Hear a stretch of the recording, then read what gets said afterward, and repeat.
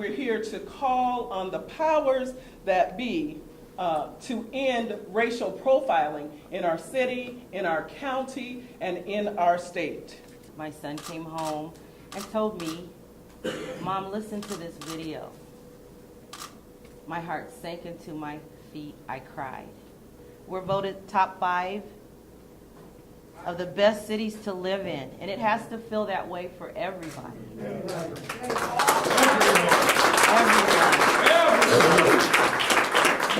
So all I'm asking is that we do get fair laws, that we do get fair treatment, so that I can feel comfortable when his younger brother takes to the wheel. They criminalized my children. They made them gun-toting drug dealers before they knew their names. That's unacceptable to me. And I'm going to ask the community to please continue to support us. And these young men, we can't say enough good things about them. They showed us they were the non-paid professionals in that stop. Absolutely. That's right. And it shouldn't have been that way.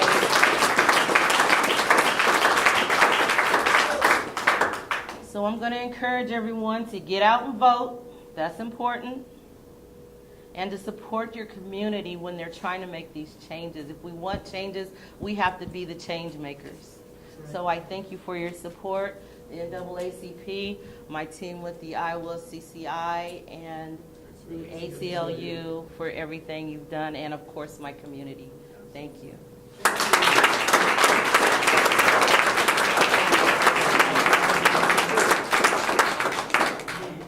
We hope that this video release is a start for real change here in Des Moines. We need transparency and accountability from the Des Moines Police Department. We're proud to stand with Montray Little and Jared Clinton and our partners today to talk about the very important issue of racial profiling. We are appalled and we are outraged that the Des Moines police officers treated these 2 young men the way that they did. No one should be treated the way these young men were. In the first minutes of the stop, we see the driver literally put his hands in the air. This is a visual confirmation of what people of color consistently say about the reasonable fear for their bodies and their lives that they feel during every single police encounter. The officer appears to have no lawful reason to have made the stop in the first place. Thank you. This appears to be a textbook example of a pretextual stop. A pretextual stop is just what it sounds like. It's a traffic stop that the officer says they make for one reason, like a minor traffic or vehicle equipment violation, but that is actually a pretext because they make the stop for a different reason that would not provide a lawful basis to have made the stop under the Constitution, like finding the driver's race or location or sex or record suspicious. We are urging the Iowa Supreme Court to declare pretextual traffic stops unconstitutional under the Iowa Constitution. For every police encounter that results in injury or death, there are thousands more that don't, but those stops still lead to fear and distrust in police, and they harm our community.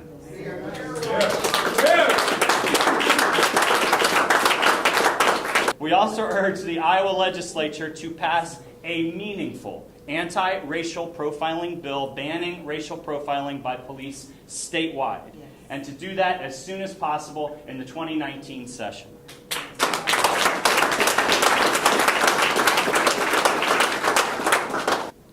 First, I would like to thank Gina and Iowa CCI for the support and everybody coming out today. Iowa CCI for leaking the video and bringing awareness to this case and everything. Thank you.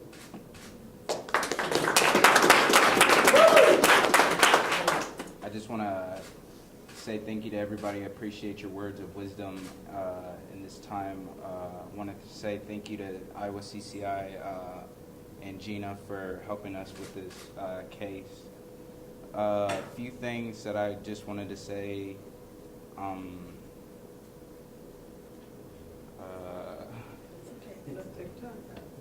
I don't want to come off as the person that's like the hero in the situation, because I don't feel like I did anything in that situation that makes me a hero.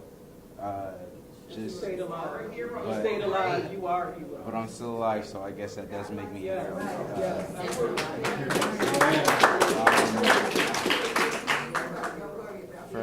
For people, for future people that are in this situation, I guess what I want them to take away from this is that keeping your composure in situations like that, always maintain respectful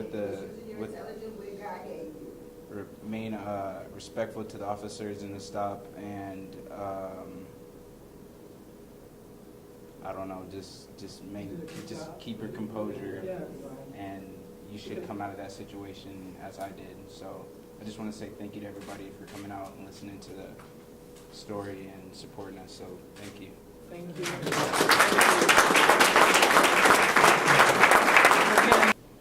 And on July 15th, my son came home and told me, "Mom, listen to this video." My heart sank into my feet. I cried. I apologized to him because I brought him to this city. I brought him into this world.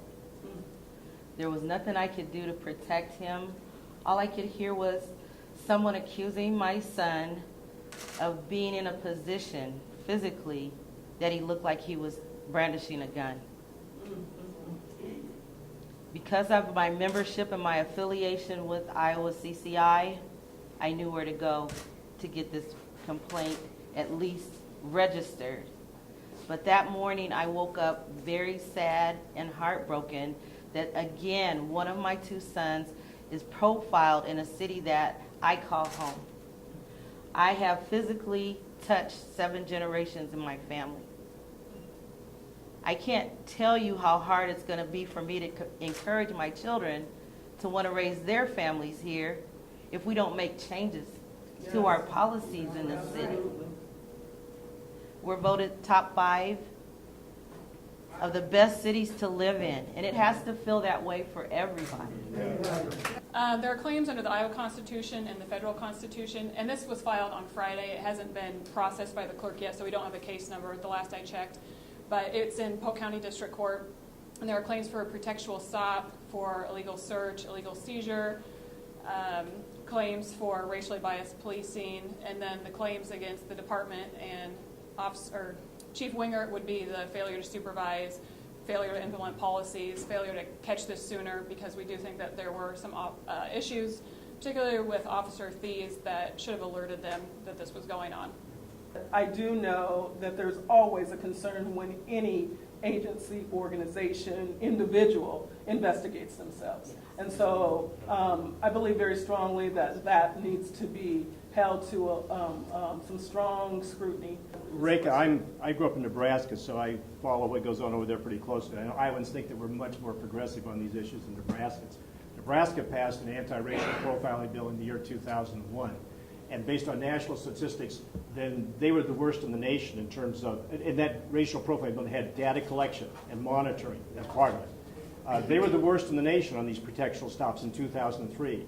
10 years later, they have declined by over 50%. They're now down kind of in the middle range. Iowa is the worst in the nation. So, you know, prohibition, data collection, monitoring. Hey, the rogue police officers will know that it'll be a deterrent to them. But it also lets everybody know that this is important. You need to look at whether you have any implicit biases that you need training on and so on. In the last 12 months, we filed 2 other complaints with the Office of Professional Standards regarding Officer Kyle Tice or Thies, yeah. So we've seen a pattern from him, yeah. Both of those people were charged with interference of official acts, and that is something that we noticed on his records, is that he charged 25 black people and 6 white people in 2017 with interference with official acts. So he obviously, we feel, targets people in the black community. Specifically around that, might try to, you know, with when he put people in handcuffs saying they're trying to resist, that sort of thing. That has happened before. So it seems like he tries to escalate the situation. I don't think he deserved to be handcuffed. He wasn't dangerous. So at what point does that become illegal? That is one claim that I didn't mention earlier, but we did raise an assault and battery claim. Because Thank you. at some point, Because that's what it was. that's the kind of conduct that's just not kidnapping. not okay, and it is offensive touching, and that's what assault is. So if there's not a legal justification, we do think that's a problem, and so that is a separate claim in the lawsuit. And one thing I wanted to highlight too, it's kind of been touched on, and talking with the guys before today about what they've learned through this process, and they said we didn't really realize that there were constitutional rights that were implicated in this stop. I think that's a really important takeaway, that just because you weren't beat up by the police or you weren't arrested and charged with something, if you were stopped for no reason and hassled and disrespected, you have a constitutional right to not have that happen to you. And so at that point, you should talk to a lawyer or talk to a group like CCI, because they can help you file a complaint if that's appropriate, or refer you to a lawyer if there has been some violation, because there is action that you can take on it. And the whole point is to put pressure on the government so that government employees treat everybody fairly and enforce the law equally. And these lawsuits, when you're asking for money, that puts pressure on the police to make changes. So that's the whole point, to shine a light on this behavior. We are also going to be holding candidates accountable. You know, Laurel mentioned voting. Voting is extremely important. We are watching. We want to make sure if you're a candidate running for office, we want to know that you care about these issues. And so we expect you to be able to answer some questions of accountability around racial profiling and police misconduct.